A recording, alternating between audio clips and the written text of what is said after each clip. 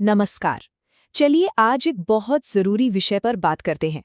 हाल ही में supreme court ने एक ऐसा ऐतिहासिक फैसला सुनाया है जो हर नागरिक के व्यक्तिगत स्वतंत्रता और उसके अधिकारों को और भी ज्यादा मजबूत बनाता है। आज हम उसी फैसले की गहराइयों को समझेंगे। तो सबसे पहला और सबसे बड़ा सवाल यही उठता है कि अगर पुलिस किसी को गिरफ्तार करती है तो क्या उन्हें गिरफ्तारी की वजह लिखित में देनी होगी। ये एक ऐसा सवाल था जिस पर अब तक थोड़ी कंफ्यूजन थी, लेकिन अब सुप्रीम कोर्ट ने इसका जवाब हमेशा के लिए साफ कर दिया है। देखिए, ये जो पूरी कानूनी बहस है ना, ये एक बहुत ही खास अधिकार के इर्द गिर्द घूमती है, और वो अधिकार है ये जानने का कि किसी व्यक्ति को आखिर गिरफ्तार क्यों किया जा रहा है। बात ये नहीं थी कि बताया जाना चाहिए या नहीं, अरे वो तो तय है।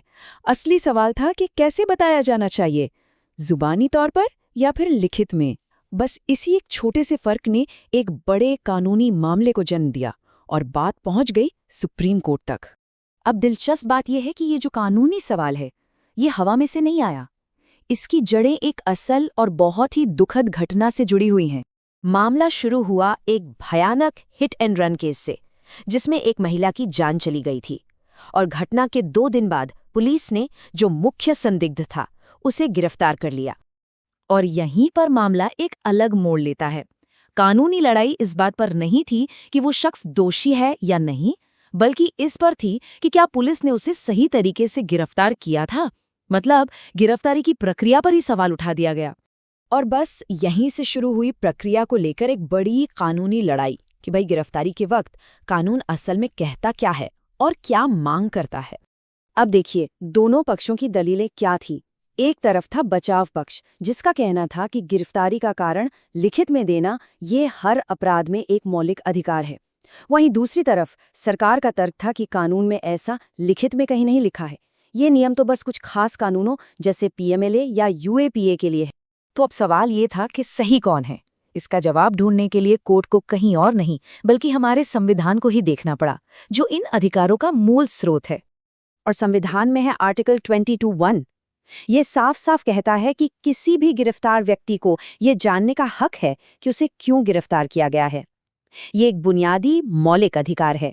सुप्रीम कोर्ट ने भी इसी बात पर जोर दिया। उन्होंने कहा कि ये कोई मामूली बात नहीं है। इसका मकसद ये है कि गिरफ्तार हुआ व्यक्ति समझ सके कि उसे क्यों पकड़ा गया है, ताकि वो अपने बचाव के लिए वकील कर सके, जमानत की अर्जी दे सके। सोचिए, अगर किसी को कारण ही नहीं पता होगा तो वो अपना बचाव करेगा कैसे।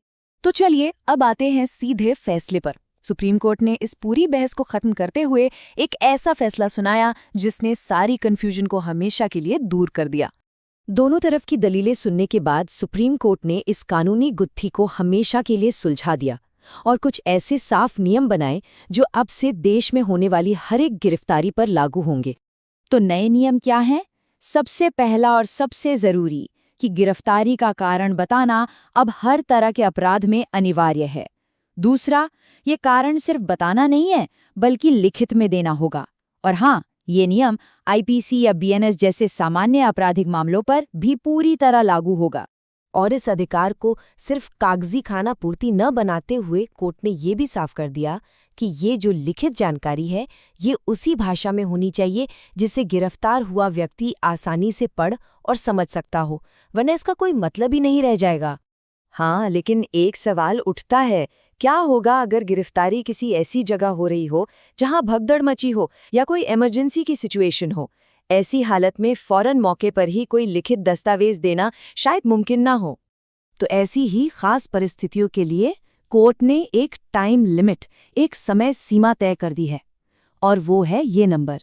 ये है 2 घंटे का नियम। इसका मतलब है कि अगर कोई असाधारण मामला है तो भी पुलिस को रिमांड के लिए पहली बार कोर्ट में पेश करने से कम 2 घंटे पहले गिरफ्तारी के कारण लिखित में देने ही होंगे। इससे ये पक्का हो जाता है कि गिरफ्तार व्यक्ति और उसके वकील के पास तैयारी के लिए वक्त हो। तो अब सवाल ये है कि इस फैसले से असल में क्या बदलेगा? आम नागरिक और पुलिस के लिए इसका क्या मतलब है?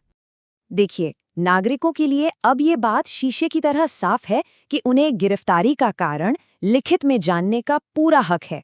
पुलिस के लिए भी अब कोई कंफ्यूजन नहीं रही, एक स्टैंडर्ड प्रक्रिया बन गई है। और हमारी न्याय व्यवस्था के लिए ये फैसला संवैधानिक अधिकारों को और मजबूत करता है, ताकि गिरफ्तारी के पहले पल से ही प्रक्रिया निष्पक्ष रहे। कोर्ट ने अपने फैसले में एक बहुत ही गहरी बात कही। उन्होंने कहा कि जीवन और व्यक्तिगत स्वतंत्रता का अधिकार सबसे पवित्र मौलिक अधिकार है और इस पर किसी भी तरह की आंच आने के प्रयास को कोर्ट ने हमेशा गलत ठहराया है। तो ये फैसला सिर्फ एक नियम नहीं बदलता, ये नागरिक और राज्य के बीच के रिश्ते में एक नया संतुलन लाता है।